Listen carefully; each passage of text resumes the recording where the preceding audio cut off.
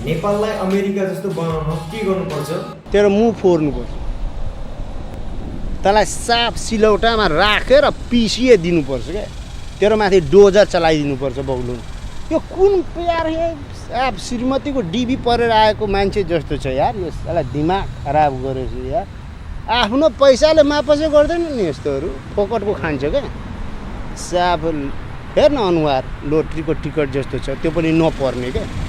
ए बगलोले एउटा कुरा, अमेरिकालाई त अमेरिका रहन दे, नेपाललाई किन अमेरिका बनान्छस् रे? किन बनान्छस्?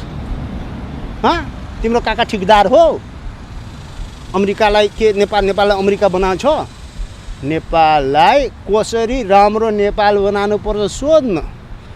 बा मुख फारेर भनिदियो अमेरिकालाई नेपाल जस्तो, नेपाल जागर तै बना पागला कहीँका पग्ल्यो।